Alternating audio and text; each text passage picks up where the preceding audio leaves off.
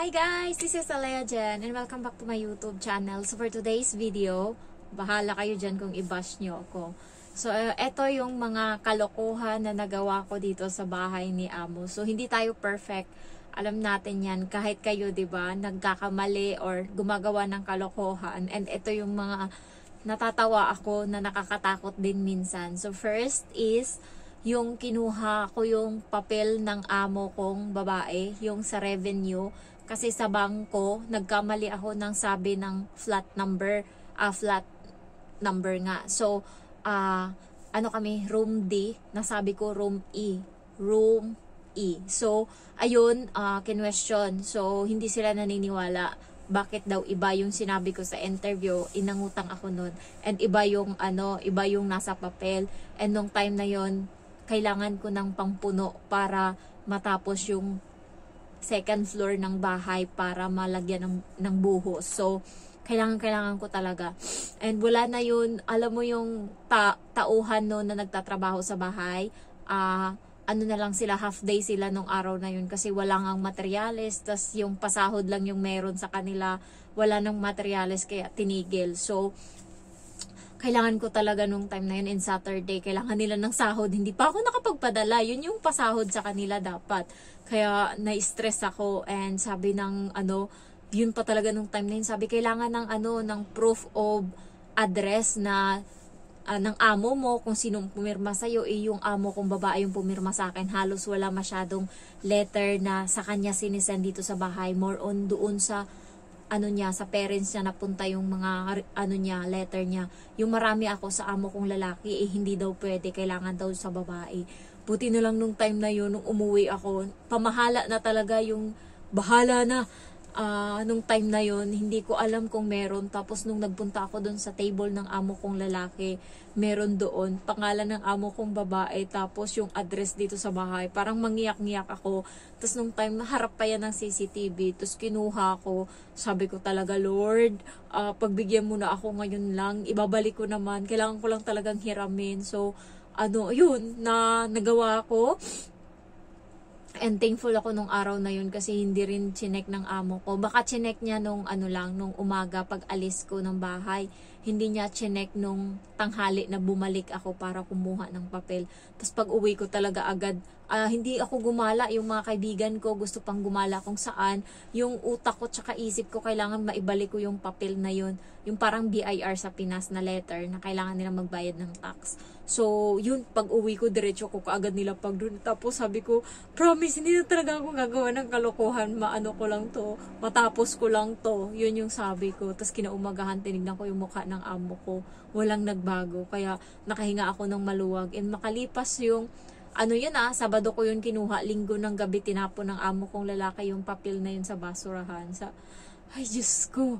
Sabi ko, buti na lang talaga, hindi ganun ka-importante yun. Pero sinerox yun ng HS, tapos proof na doon nga ako nakatira. Tapos, next na kalokohang ginawa ko, buti nalagpasan ko yun, is nag-video ako ng buong bahay. So, maraming mga subscriber ko yung nagpaalala sa akin na bawal nga talagang gawin yun kasi privacy yun ng amo ko. Pero kasi, nandun yung urge ko na i-video kasi nga, may mga subscriber din ako na nagsabing room tour naman, house tour naman dyan, kung gaano kalaki yung 700 square feet na bahay. So, andun yung curious ako, andun yung, alam mo yung gustong-gusto kong gawin, and yun yung pumipigil sa akin, pero ginawa ko siya, and maraming mga subscriber ko yung nagsalita na I'm invading the privacy of my employer. Tapos nagpray na lang ako. Sabi ko, tanggap ko kung anong mangyari. Tapos nagpray ako na sana hindi nila ako mahuli. Tapos yun, wala namang wala. Okay naman, wala. So, next is kalokohan ko yun nga, yung nagwashing ako. Yun, nalaman yun ng amo ko. And next is pag naglalaba din ako ng damit nila, hinahalo ko din yung damit ko. Hindi pa ako nahuli dyan. Pero, di ba, walang aso na nagaganyan, na nahahawakan, kaya na hindi umuusbong. Kaya, nag-iingat talaga ako. Diyos ko Lord. Next is yung pag-video ko nga dito sa bahay. Ayan, isa yan sa mga ano ko talaga, kalokohan ko. And last, ay hindi pa last, marami pa akong kalokohan.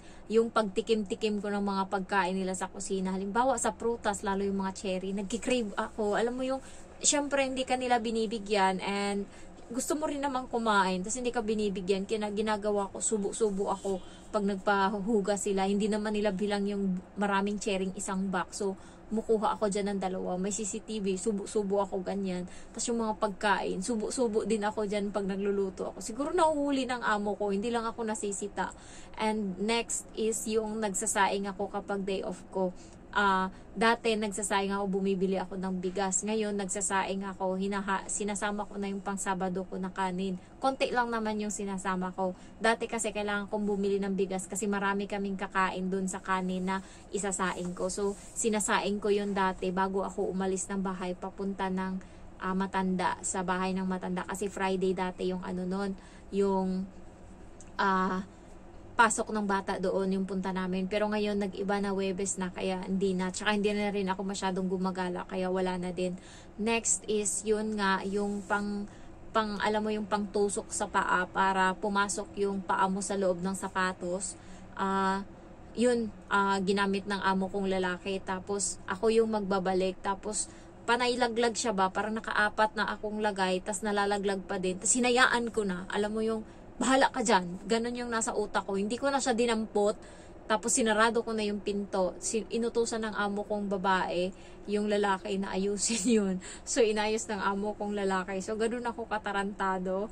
So marami akong mga kalokohan dito sa bahay. Buti na lang na pagpapasensyahan nila. And yung pagkain sa loob ng kwarto, bawal din, ginagawa ko. Kasi minsan pagkagabi, sarap kumain lalo pag nakahiga. Ayan. Kaso nga lang, nasira yung ngipin ko, kaya nagtsatsaga ako ngayon, hindi na ako kumakain sa gabi. Kasi chocolate yung tinitira ko sa gabi. Tapos na ako mag-toothbrush. Diretso tulog na tapos ng inom. Wala, nasira yung ngipin ko. Next is, ano pa ba mga kalokohan ko? Kapag day off ko dati, nung wala sila, is nagluluto ako sa bahay. Dito ako kumakain, hindi ako, alam mo yung nagtitipid ako. Yan, so isa yan sa mga kalokohan ko. And yung mga papetex-petex ko na trabaho minsan. Tsaka yung pagtulog ko na yung gising ko is late. So ang sabi ng amo ko, 6:30 daw, nung bago ako, 6:30 dapat nandun ka na sa kusina, magtatrabaho ka na, start ka na ng trabaho. Pero ako, kapag 7 na ako nagigising, kapag walang pasok yung bata, pag linggo, 7 na ako nagigising. So, nung nakaraan, walang pasok yung yung bata, so yung amo ko lang na lalaki may pasok, inaalis niya sa bahay 7:30. Hindi ako gumising ng maaga, mga 6:55 ako gumising. Nag-aantay pala sila sa akin, gising na sila nakaupo kasi nga yung bata is tumae sa kama, so inaantay nila akong gumising. And yung gising ko nung time na yun is late na talaga, mag-aalas 7 na. So inantay nila ako matapos mag-toothbrush, mag-CR, maghilamos, tas lumabas. Jen, pwede pa suyo, tumae kasi si ganto, ayusin. Ay, Diyos ko, nakaupo na sila, naantay na lang talaga akong gumising kasi ang baho na sa loob ng kwarto. So ganun yung mga kalokohan ko, guys. Buti na pagpatawad ng amo ko. And mostly, marami akong time mag-cellphone. Marami. As in, pag alis nila sa umaga, nagdudot-dot na ako niya. Nandun pa talaga sa harap ng CCTV. 7:30 sila umalis. Aalis ako dyan, kakadot-dot, alas 8:30. So, 1 oras. Tapos, magdudot-dot uli ako mamaya pagbalik. Tapos, kanina, nagugutom ako. Kumain ako ng Skyflex. Tapos, dumating yung amo ko. Sabi niya, bilis mo naman magbukas ng pinto. Sabi ko, kumakain ako. Alas 11 pa lang yun maigit. Sabi niya, ang aga mo kumain. Sabi ko, biscuit lang. Sabi kong ganun. Tapos ayun, sabay kaming kumain, tanghali. Kumain siya ng noodles, tapos ako kumain ng kanin, alas 2 na. So yun, nakita niya naman. Siyempre, hindi naman kanya yung biscuit, bakit siya mangingialam? Kumakain ako. Wala nga siyang binigay na tinapay sa akin Sabado, Linggo, tsaka Lunes. Nagutom ako. Ayoko na ng tinapay na binili ko, kaya bumili ako nung Skyflakes na iba, yung sa Chinese, masarap, yung may black sesame. So, ano pa ba yung mga kalokohan ko? Yung mga nag-uuwi ako ng mga kung ano-ano, nag-uukay-ukay ako sa labas. Bawal yan walang sinabi yung amo ko na ganyan. Ako lang tong burao, nag-uukay-ukay ako. Tapos, yun nga, kapag holiday ko, tanghali na ako lumalabas, buti wala ding reklamo yung amo ko. Okay lang sa kanya, as long as hindi naman wala akong ginagawa sa bahay ng kalokohan. Alam mo yung pagpasok ko ng kwarto, tapos na ako mag-refill ng tubig nila, kung ano-ano, tapos pasok na ako dito sa kwarto, higa na ako hanggang alauna niyan, labas ako alauna, iihi, tapos magpapalit ng damit, labas na, diretso na agad labas, punta na sa KFC. So ganun yung ko, kaya okay lang sa amo ko kasi wala akong ginagawang kalokohan kapag day off ko.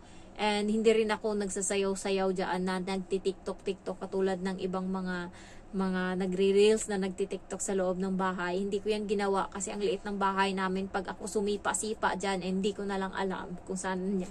So hindi, and puro kami CCTV sa bahay. So ano pa mga kalokohan ko, minsan natutulog ako doon sa may ng bata. Pag natutulog yung bata sa gabi, pinapatulog ko siya, nakakaidlip din ako, buti nagigising ako bago dumating yung amo ko. Isa yan sa mga kalokohan ko. And yun nga yung nawalan kami ng sabon panghugas, yung ginamit kong sabon is yung labada. Ayan, kalokohan ko din yan. Marami pa akong mga kalokohan na hindi ko na maalala yung iba, pero mostly buti napapalagpas. Thankful na lang ako. Tsaka yung mga paggamit ko ng mga sabon, shampoo nila, yan. So, di ba bawal yan? Pero minsan matigas talaga yung ulo ko. Alam mo yung minsan yung bawal, yun yung masarap. Pero, hay nako, wag nyong gawin yung mga ginagawa ko. At least ako kung ma-terminate man, may future, meron pa din akong plan B. Kayo na may mga pamilya, iwasan nyo munang magkamali.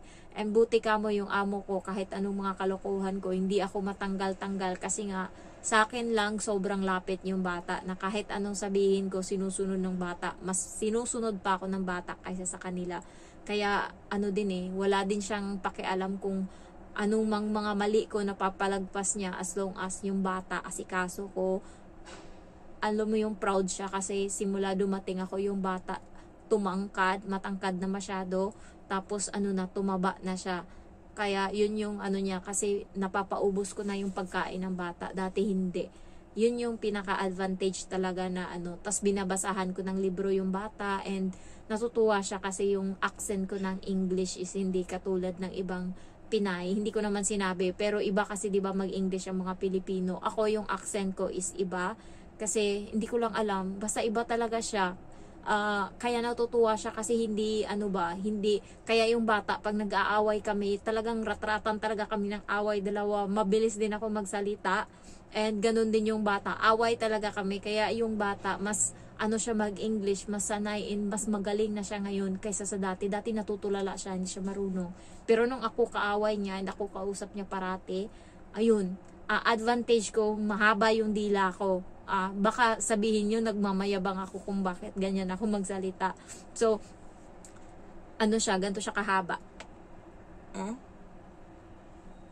Abot ko, basta mahaba siya, hindi siya normal na dila, kasi nga, parati akong nasa salamin ng bata ako, tas pinapahaba yung dila ko, kaya ganyan. And nahiya lang ako mag-English dito sa vlog, pero pag narinig nyo ako mag-English sa personal, hindi nyo aanuhin na hindi ako ganun ka-fluent talaga. Kaya yun yung advantage ko dito sa amo ko.